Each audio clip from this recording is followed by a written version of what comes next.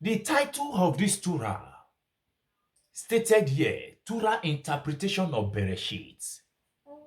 Beresheet is Hebrew language. Translated of Beresheet to English, it becomes Genesis chapter 2, verse 9.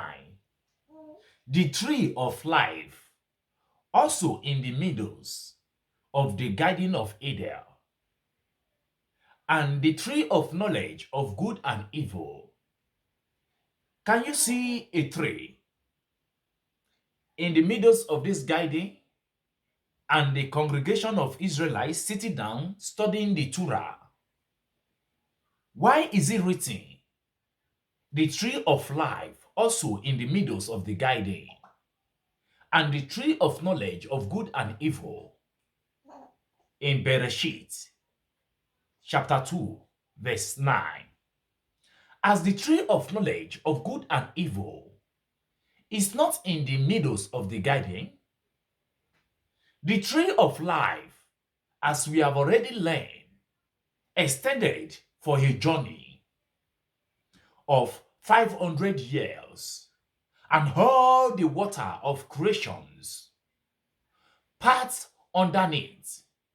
The tree of life is exactly in the middles of the garden. It is the central column and receive all the water of creation which separates underneath. Rabbi of Elohim, the greatest Kabbalah of Ein Zohar of your generation. Look into this teaching of Hashem Elohim of Ein Zohar and continue the teaching by saying, why do all the water of creation separate underneath? The river that flow and comes out of Eden, namely Bina. Bina is Hebrew language. Translated of Bina to English, it becomes the seventh chamber from the upper of the 10th Sephirot, the source of all the place, where the source of all the human entities so comes from, and the source of the place where the source of all the human entities will return. Rest in the guiding and enter into it, namely the Moshe of the tree of life. Moshe is Hebrew language. Translated of Moshe to English, it becomes the spiritual high level of understanding, wisdom, knowledge, intelligences. But the truth fact is that shines on the guiding are from the river, which is Bina. From Bina, the water divided and flow in many directions.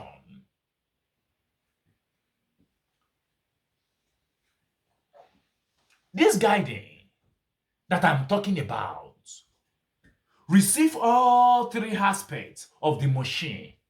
Afterward, then flow from it.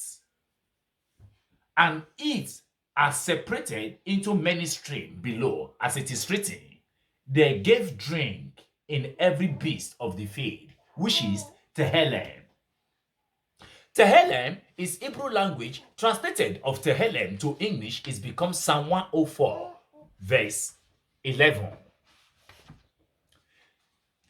The mean that each of the lower being receive nourishment from its corresponding aspects in the Moshe of the female principle. He elaborated further by saying, just as the Moshe come from the supernal world, namely Bina, and Bina, water, the supernal mountain of pure Paso, which is Shezid, Juvura, Tiferet, or Bina from the 10th Sephirot. So why the Moshe later reached the tree of life, which is Zehape, they also separate in all directions according to their individual parts.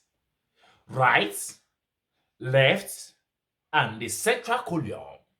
These they also pass in the guiding, which receive from the tree of life.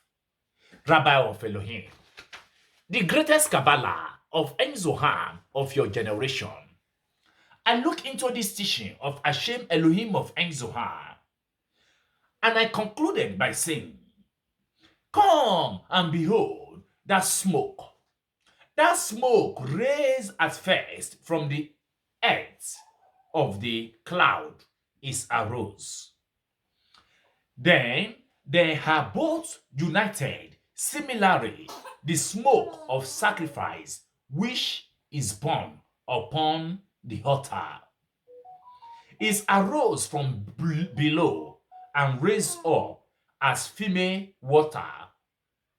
From below upward, the male and the female principle, so it brings perfection above, and then become united and reach completion. In the same manner, it occur above. Among the supernal being, awakening always moves from the lower to the higher, and eventually they are reach perfection.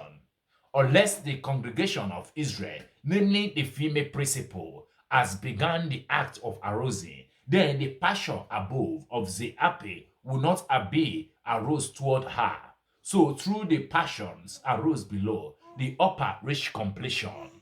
May the peace of Shabbat Shalom be with each and every one of you as you have listened to the teaching of Hashem Elohim of Ein Zohan today. My name remains the same Rabbi of Elohim, the greatest Kabbalah of Ein Zohan of your generation. Shabbat Shalom.